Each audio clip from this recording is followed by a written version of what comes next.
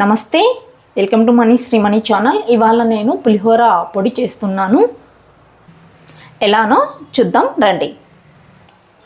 ముందుగా stove on చేసుకొని ఒక ప్యాన్ పెట్టేసుకొని ఇందులో 10 నుంచి 12 ఎండుమిర్చి వేసుకోవాలి.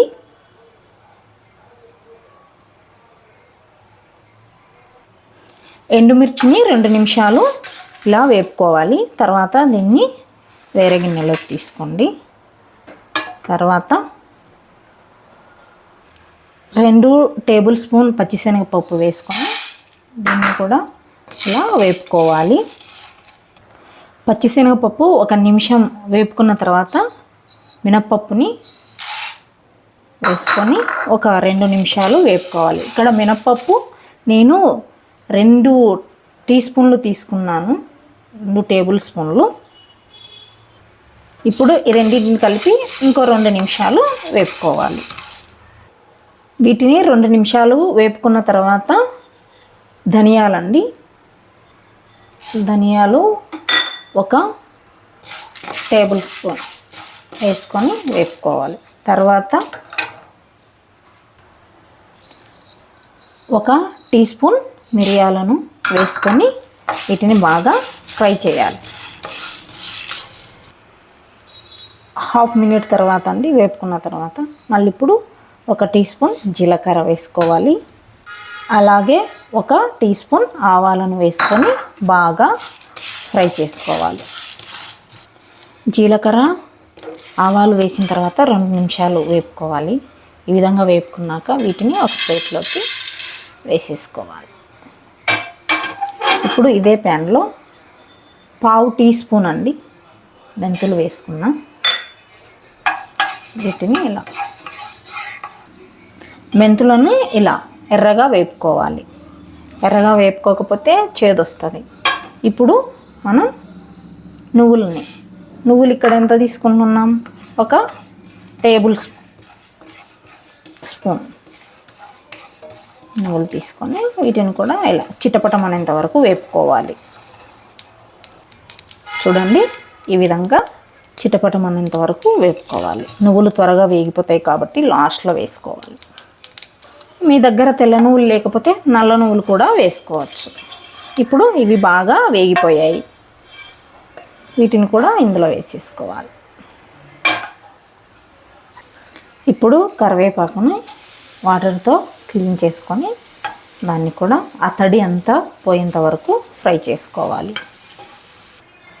కరివేపాకును ఈ విధంగా వేపుకోవాలి. చూడండి, సౌండ్ వస్తుంది. ఇప్పుడు ఇందులో కొద్దిగా ఆయిల్ వేసుకోవాలి. ఆయిల్ బాగా వేడెక్కిన తర్వాత చింతపండుని వేసుకోవాలి. ఇక్కడ చింతపండు వచ్చేసి ఒక 50 to 60 గ్రామ్స్ అలా వేసుకొని దీన్ని వేపుకోవాలి. చింతపండుని ఈ విధంగా వేపుకోవాలి. దీన్ని కూడా ఇందులో వేసేసుకుందాం లేదా పక్కన పెట్టేసుకుందాం.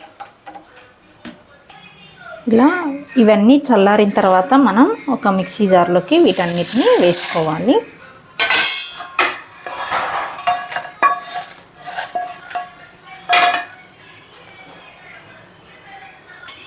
ఇప్పుడు ఇందులోకి క్రిస్టల్ సాల్ట్ వేసుకోవాలి.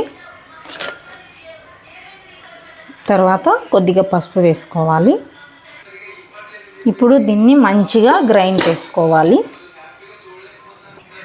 చూడండి, ఈ విధంగా గ్రైండ్ చేసుకోవాలి. ఈ విధంగా గ్రైండ్ చేసుకున్న పొడి ఇడ్లీ, దోశలకు కూడా చాలా బాగుంటుంది. ఇప్పుడు మనం స్టవ్ ఆన్ చేసుకొని ప్యాన్ పెట్టుకున్నాము. తర్వాత అందులో కాస్త ఆయిల్ వేసుకోవాలి. ఆయిల్ బాగా వేడెక్కిన తర్వాత పల్లీలు వేసుకోవాలి. అలాగే 4-5 ఎండుమిర్చి వేసుకోవాలి. ఇప్పుడు కొద్దిగా ఆవాలు, కొద్దిగా పచ్చిశనగపప్పు, కొద్దిగా మినపప్పు వేసుకోవాలి. ఇప్పుడు కొద్దిగా కరివేపాకు వేసుకోవాలి.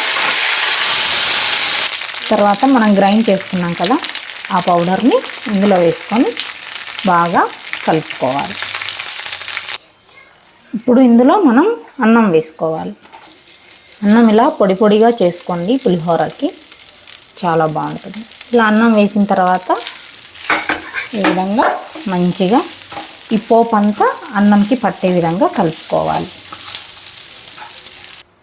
చూడండి ఈ విధంగా ఇప్పుడు స్టవ్ ఆఫ్ చేసుకోవాలి.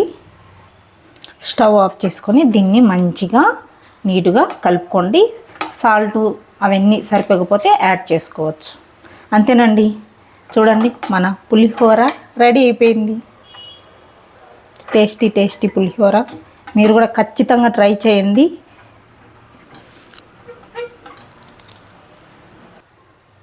ఒక్కసారి ఈ పులిహోర పొడిని మనం ప్రిపేర్ చేసి పెట్టుకుంటే 6 నెలల వరకు మనం వాడుకోవచ్చు ఫ్రిడ్జ్లో పెట్టుకొని.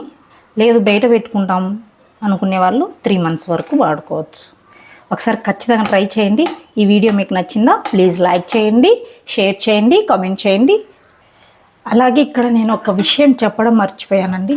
చాలామంది పులిహోర ప్రిపేర్ చేసుకునే ముందు ఇంగు వేసుకుంటారు, బట్ నేను ఇక్కడ వేయట్లేదు. ఇంగువ వేయకపోయినా చాలా టేస్టీగా ఉంటుంది. ఒక్కసారి ఖచ్చితంగా ట్రై చేయండి. Thanks for watching.